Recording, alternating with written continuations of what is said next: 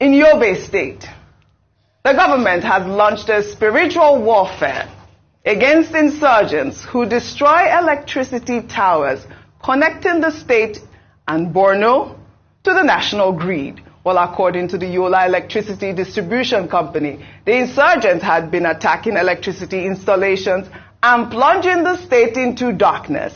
On Wednesday, the governor of the state, Mai Mala Buni, led a team of Muslim clerics to the site of the towers, where they recited the Quran and asked God to punish the vandals should they approach the towers ever again.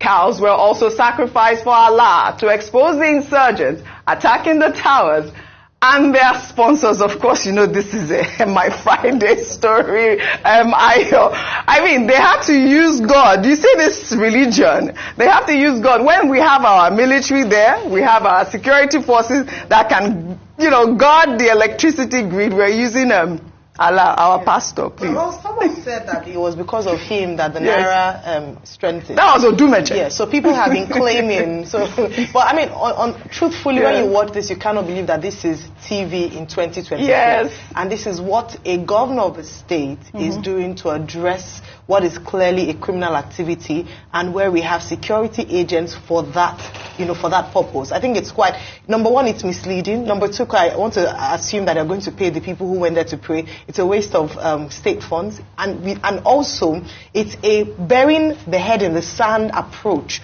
to addressing a problem in the community. So rather than admitting that, oh, maybe we're not able to handle the insecurity in this area or handle the vandals or the criminals, they then resort to spiritual help.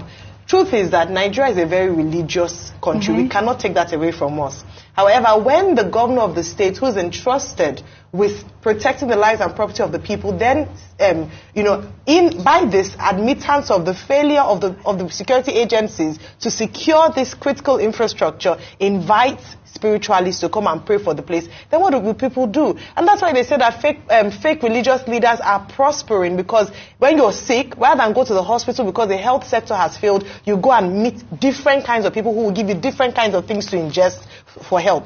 When you need help, the mosques and the churches have become welfare centers. So they take on the role of government, and it is quite unfortunate. What I think they should do is actually address the issues. Absolutely. These people are not spirits. They are human beings who go there to vandalize this infrastructure. Yes. Mima Labuni is now leading clerics to go and pray at electricity facilities. I mean, that's scandalous. It's the responsibility of the civil defense to protect government facilities in any part. It's not the responsibility of Malams. Now he has taken Malams here. They slaughtered 2 cows. I think he will still have to take Christians. They must have some Christians in Yobe State. They must take them there. And then who is paying for the cow? Yes, and are these people going to receive honorarium? Yes, we're going to recite the Quran. Public funds. And is that money going to come from state coffers? Yes. In violation of Section 10 that I quoted earlier on this program. So these are the issues.